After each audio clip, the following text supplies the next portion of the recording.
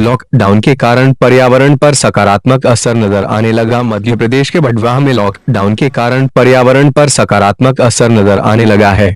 प्रदूषण के साथ नदियां भी स्वच्छ हो रही हैं, जिससे 40 साल पहले वाली मां नर्मदा का स्वरूप वापस निर्मल व स्वच्छ दिख रहा है।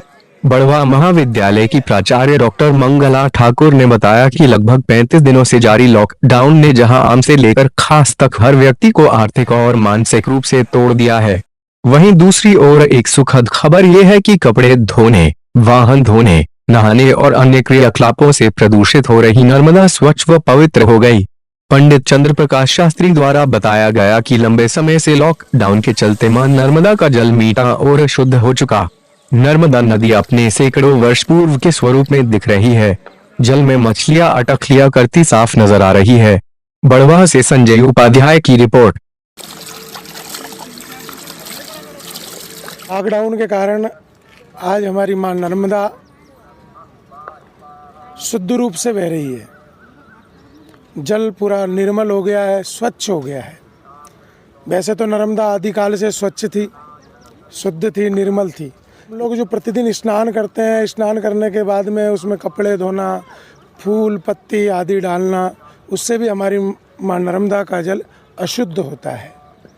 तो लॉकडाउन के कारण अभी कोई यहाँ घाटों पे आ नहीं रहा है, ना स्नान हो रहे हैं, तो उस वजह से मां नर्मदा का जल बहुत निर्मल और स्वच्छ होकर के बह रहा है। एक एक पत्थर नज़र आ रहे हैं, मछलियाँ बहती हुई घूमती हुई अलग ही नज़र आ रही है।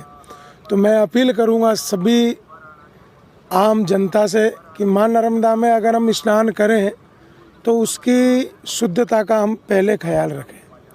सभी लोग जब स्नान करें तो उसके पश्चात में यहाँ पर एक तो फूल पत्ती माँ में चढ़ाना, हम घर का मंदिर में पूजा पाठ करते हैं, उसका जो निर्माल्य होता है उसको ला करके नर्मदा जी में डाल देते हैं, उससे जल अशुद्ध होता है। तो उसका विशेष ध्यान रखें। कपड़ों का यहाँ धोना बंद करें और साबुन आदि, शैम्पू आदि लगा करके हम लोग स्नान करते हैं। वो केमिकल की चीज़ों से भी हमारा ये जल अशुद्ध होता है। ये लॉकडाउन का प्रभाव है कि कई वर्षों बाद आज नर्मदा इतनी स्वच्छ हुई है, तो आगे भी उसको स्वच्छ बना के रखें, निर्मल बना के रखें। 40 साल पुराना जो नर्मदा जी का जल था, वैसा नर्मदा जी ने अपना स्वरूप जो है वो प्राप्त कर लिया है। लॉकडाउन के 35 दिन पूरे होने वाले हैं और अभी प्रशासन की ओर से सख्त निर्देश है कि कोई भी घाट पर स्नान या कपड़े धोना या अन्य गतिविधियां नहीं करे।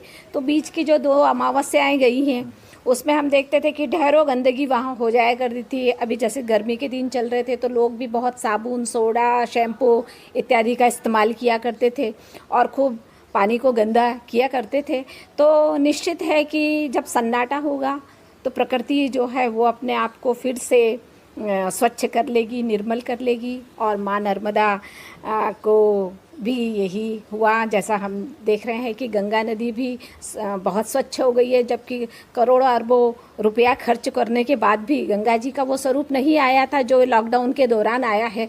तो निश्चित है कि जल में ही इतनी शक्ति होती है कि वो अपने आप को खुद स्वच्छ कर लेता, उसको किसी और चीज़ों की ज़रूरत नहीं होती, बशर्त ये है कि हम उसे मैला न करें। नर्मदा जी का जो स्वरूप है वो बहुत ही अलौकिक है और जलचर जो हैं वो भी बहुत ही अपने आप को आनंदित महसूस कर रहे होंगे और हमें उनकी भी सुरक्षा की ओर देखना है और माँ को अपने सतत प्राकृतिक प्रवाह में जो है वो बहने देना है। तो नर्मदा जी की स्वच्छता को, निर्मलता को, पवित्रता को बनाए रखने के लिए वो अपनी ओर से भरसक प्रयास करें।